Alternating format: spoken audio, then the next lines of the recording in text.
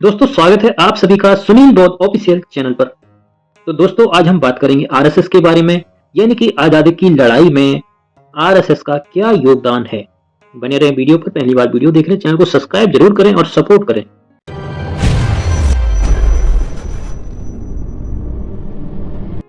दोस्तों आप सभी को यह जानकर बिल्कुल आश्चर्य होगा कि आजादी की लड़ाई में आरएसएस ने हिस्सा नहीं लिया। जी हाँ, आरएसएस ने देश की लड़ाई के लिए कोई हिस्सा नहीं लिया, ना ही साथ दिया।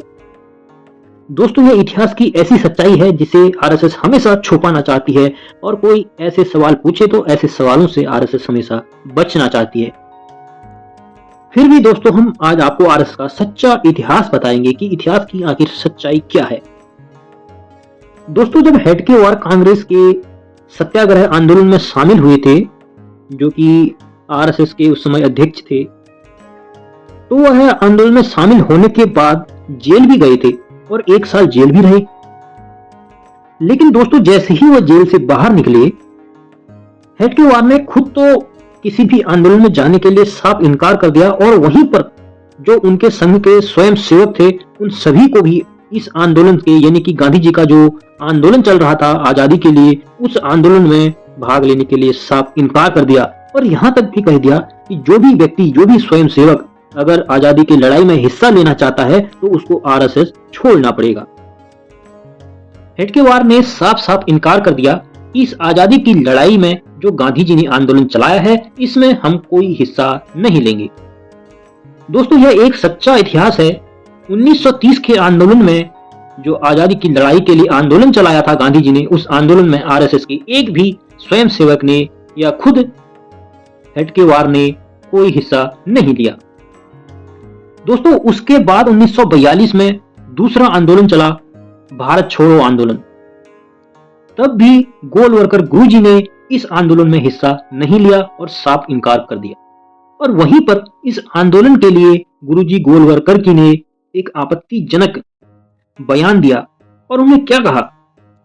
उन्होंने कहा कि जैसे ही 1942 में भी उनके मन में तीव्र आंदोलन था, तब उस समय भी संघ का नित्य कार्य चलता रहा। प्रत्यक्ष रूप से संघ ने कुछ ना करने का संकल्प लिया है। दोस्तों हम आपको बता दें कि उस समय के इतिहास में लोग आजादी के लिए तड़प रहे थे, लोग सड़कों पर उतर रहे थे, लोग डंडे खा रहे थे, लोग लाठियां खा रहे थे, पत्थर खा रहे थे, लोग जेलों में जा रहे थे।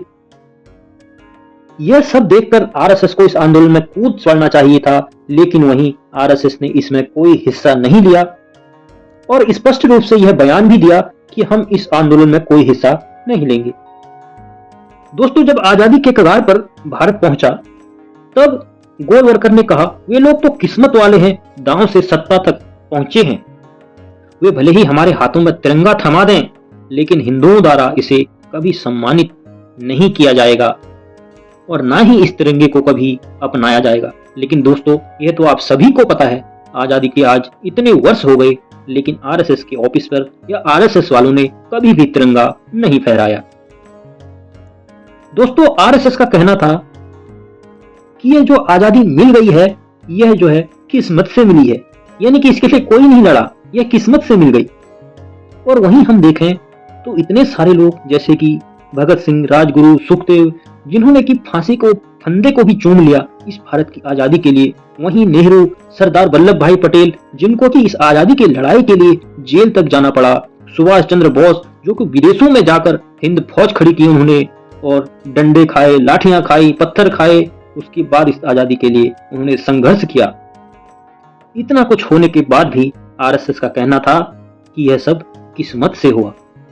दोस्तों जो आरएसएस आज देश को और दुनिया को भारतीय होने का सर्टिफिकेट बांटते रहते हैं, उन्होंने आज तक आजादी के इतने सालों तक अपने ऑफिस पर कभी भी तिरंगा झंडा नहीं फहराया। दोस्तों वही हम बात करें सावरकर की, जिनको लोग वीर सावरकर कहते हैं, लेकिन क्या आपको पता है वीर सावरकर कौन है? क्या आपने कभी वीर सावरकर का इतिहास पढ़ा? अगर नहीं पढ़ा है तो मैं आपको बताता हूं। दोस्तों सावरकर आजादी के लिए लड़ते हुए एक बार जेल चले गए और उनको काला पानी की सजा हुई। यह बात बिल्कुल सच है। लेकिन उसके बाद से ही उन्होंने लगातार अंग्रेजों को कई बार माफी नाम मांगा, चिट्ठियां लिखी और कहा कि मैं भारत के आजादी के लिए कोई भी आंदोलन नहीं करूंगा, किसी भी आंदोलन में शामिल नहीं होऊंगा और मैं आपके लिए काम करूंगा, यानी कि मैं अंग्रेजों के लिए काम करूंगा। यह चिट्ठियां बार बार लिखने के बाद, यह माफीनामा बार बार लिखने के बाद अंग्रेजों ने 1923 को जेल से बाहर कर दिया सावरकर को।